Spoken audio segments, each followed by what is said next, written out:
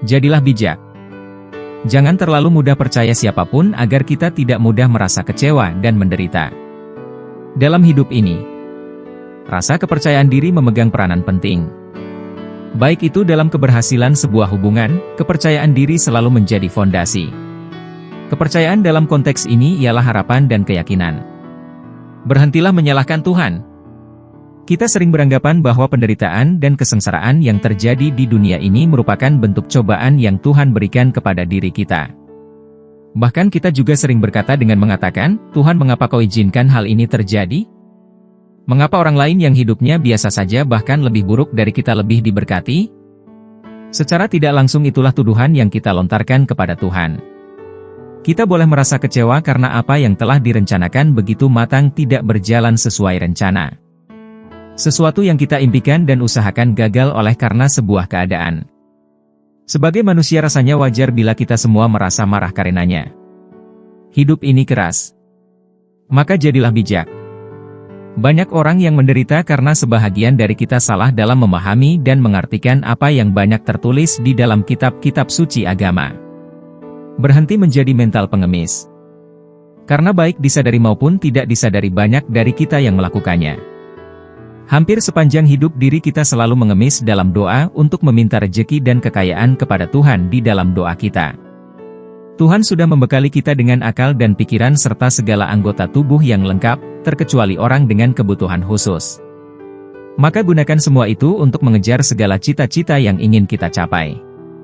Ingat, di alam semesta ini berlaku hukum aksi dan reaksi, adil dan tidak memihak, baik itu orang saleh ataupun orang yang tidak benar hidupnya, dan juga tidak memihak terhadap agama manapun. Setiap manusia berhak untuk mendapatkan segala apa yang ingin dicapainya, baik itu kebahagiaan maupun kekayaan. Semuanya itu tidaklah gratis, ada harga yang harus dibayar, bahkan dibutuhkan usaha dan pengorbanan yang tidak sedikit untuk itu semua. Semuanya kembali lagi kepada diri kita masing-masing, harus dengan cara jalan apakah kita akan meraihnya. Cara benar ataupun cara buruk. Jika kita menempuh jalan yang benar, untuk meraih segala keinginan kita dan ternyata masih juga gagal, tetaplah sabar dan jangan patah semangat, buatlah itu sebagai pembelajaran. Cobalah ulangi dengan cara yang lain, karena mungkin masih ada cara yang kurang bahkan salah dengan cara sebelumnya. Jangan pernah mengatakan ini semua sudah takdir dan nasib. Karena takdir dan nasib sejatinya adalah dua hal yang berbeda.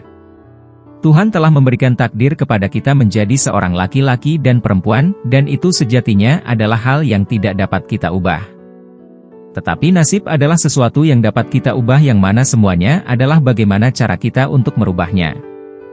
Namun jika kita menempuh jalan yang kedua, yang merupakan jalan pintas untuk meraih apa yang kita impikan, baik itu pesugihan, merampok, menipu dan korupsi, maka ada harga yang harus kita bayar untuk itu, dan itu biasanya dibutuhkan pengorbanan yang tidak sedikit.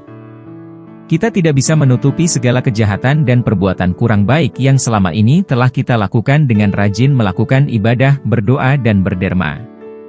Karena semua yang telah kita lakukan baik maupun buruk suatu saat akan kembali kepada diri kita masing-masing. Entah itu cepat ataupun lambat. Tidak ada yang bisa lari dari itu semua. Tuhan tidak pernah tidur. Karma akan mencari jalannya sendiri untuk pulang. Selalu sepanjang sejarah, balasan yang datang akan berkali-kali lipat lebih kejam.